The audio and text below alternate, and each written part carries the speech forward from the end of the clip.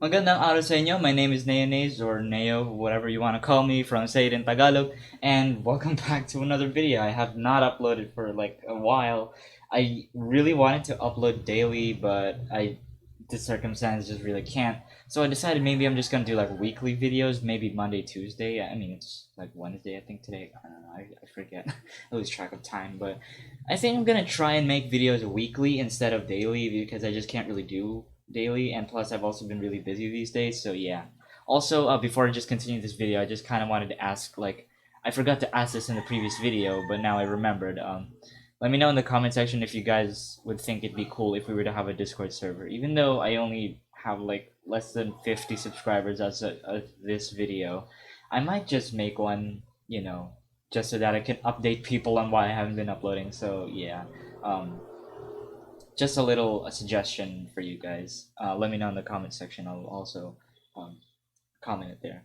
So welcome back to another video. I haven't recorded in a while, but it's okay. In this video, I decided it to be about why Filipinos mix English and how do we know when to mix it. A lot of foreigners have told me that Filipinos are just like kind of so bilingual. They like mix English between their sentences and they find it really fascinating. And I kind of find it fascinating as well, to be fair. One time that my friend of mine DM'd me on Discord and asked, like, how do I know when to mix English or how do you guys do it? And I'll talk about that at sort of the end of the video. But for now, here are my three reasons why we mix English in Tagalog. Within a sentence in Tagalog, as a native speaker, you don't really speak full Tagalog, like a sentence without a mix of English. No, we always mix English in between there. Compared to all the other languages that I've probably been studying, they don't really mix English inside the sentence, they speak purely that. But in Tagalog, we mix English, and it sounds more natural to mix English than it is to not mix English, which is kind of crazy to think about. It also applies to like all Philippine languages, I'm pretty sure. Even not just Tagalog, they still do that. So yeah, I'm just letting you know that. So here's my three reasons, and my first reason, I put some notes here on my laptop so that I don't forget of what I'm gonna say, and yeah, it's because I don't make scripts. So the first reason is, I swear to God, these chickens. The first reason is we forgot the word. Sometimes when you're bilingual, you just forget the word. Sometimes, you know what I mean. You just forgot the word. You don't like. I remember it in English, but I forgot what it was in Tagalog. And you're just like, wait, what is that word again? But it doesn't matter because you can just use English. So, for example, let's see, what object around here has a translation? We're also going to talk about why I said that. Here you go. Coins, right? In Tagalog, the word for this is barya, right? Barya. That's probably derived from Spanish. I have no idea. Barya. But if I just suddenly have a random mental block and I forget what this word was, I'm just gonna be like, ate, pakiabot nga po yung coin. Ano po. Something like that. It sounds like a very weird way, but to be fair, it's very natural anyways. It's just that the fact that I'm making it out of context, it sounds weird. But in an everyday context, you will most likely hear these kinds of things. You just forget the translation of the word, so you just use English. Or like, pakilagay mo to dun sa table instead of la mesa or mesa. I'm pretty sure that's derived from Spanish as well. Instead of saying mesa or la mesa, you say table instead, with a Filipino accent so that it matches.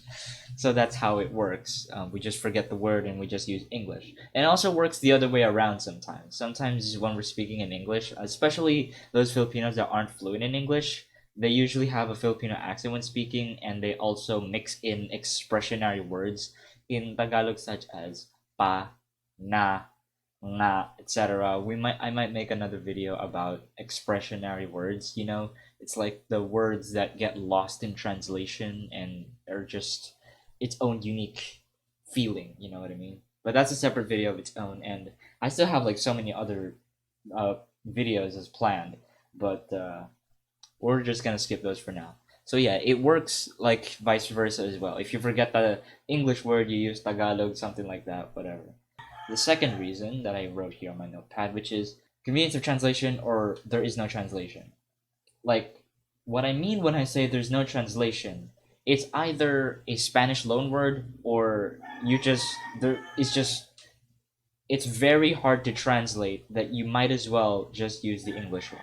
For example, though I don't have a bag here, but the word example is bag. Oh wait, no, there's a bag right here. Bag, right? But how do you translate bag specifically in Tagalog? If you type it in Google Translate, there's so many different options, but none of them mean bag as in a bag. I tried it on Google Translate. It told me something like bulsa. Bulsa means pocket.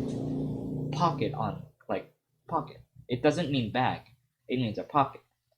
But none of them translate bag. There really is no translation. I remember I had a friend that told me that there is a translation for bag. It's just very deep. But to be fair, in the modern world, who would translate bag in Tagalog?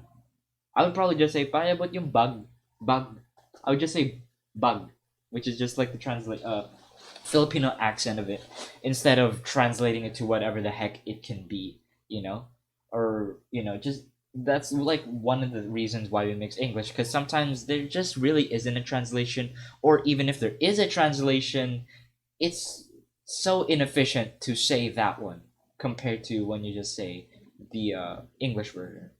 I remembered a couple weeks ago, I think we had in my school we kind of had like some seminar. Yeah, it was a seminar. I think it was like a month ago already from our school where it was a seminar about using Filipino language, as a means of communicating about modern things, about the COVID, etc.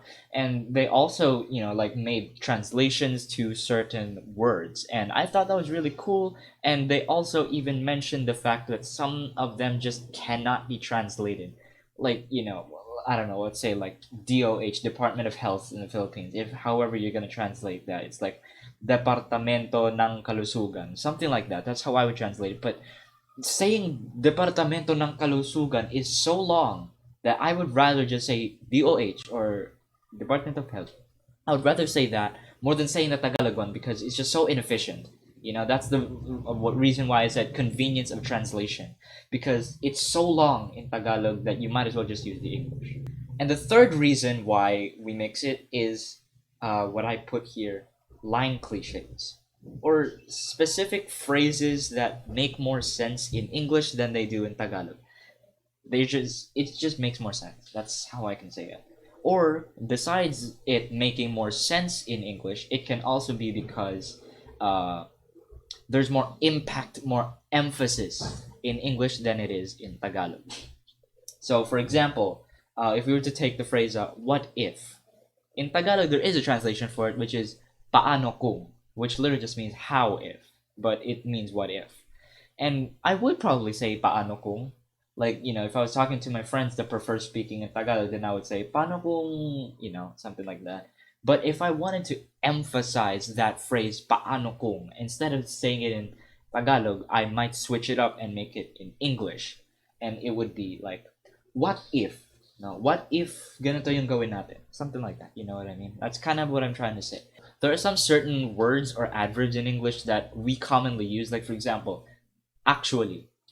We would usually say actually, like, a lot. You will hear that from us a lot. So if you're going to say like in a random conversation, be like, actually kasi yung ginagawa namin ano like something like that. You would probably hear actually.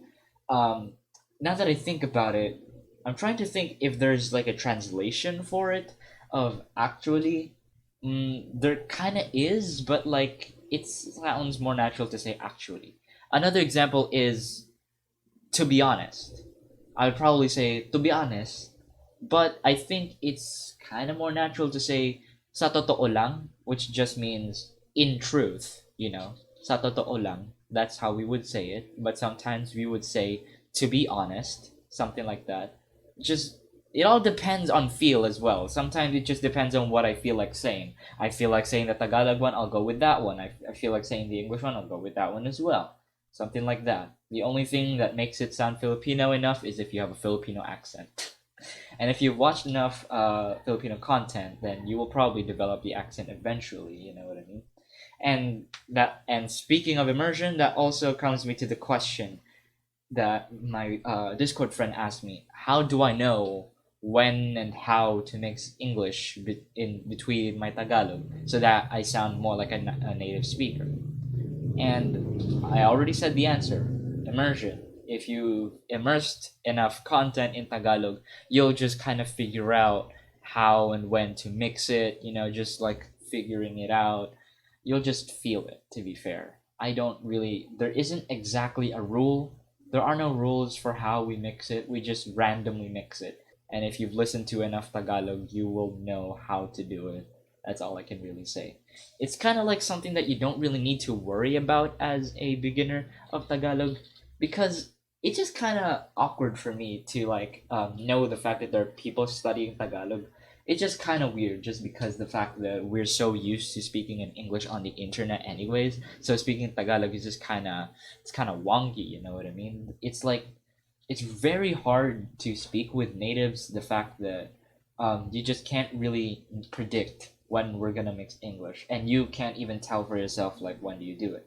But maybe my only tip for beginners is that if you don't know a word in Tagalog, just use English. I'm serious. Just use the English one, and you're fine. Like you can just mix English in between, and it doesn't matter. Like we're okay with it. And that's really cool compared to other languages that you can't really do that. Some languages find it weird, but for us it's completely normal. So if you just mix English between it, like, oh, I don't know what this word is, or maybe it's like an advanced English word, like juxtaposed, as if you would ever actually use that unless you're really fluent, or maybe some word like actually, or realistically, technically, like any adverb. Most of the time, adverbs, that's another tip. Most adverbs are going to be in English. That's all I gotta say. I mean, there's some translation to it, but to be fair, it makes more sense when it's in English. Because, the second reason, convenience of translation, and also three, the line cliches, or it makes more sense in English. You know what I mean? So, yeah, those are the three reasons why we mix English, and I also kind of gave you some tips. I think those are like three tips as well for, I don't know. And yeah, and if you want to learn how to do it, just use those tips, but more importantly, immerse. And I'll probably create a Discord server anyway before I even ask for you guys' permission. Alright, that's it for this video. Thank you all for watching. Like and subscribe if you can, but I mean, I don't really need to say that. My channel's still small. It'll grow if I keep uploading. See you guys in the next video.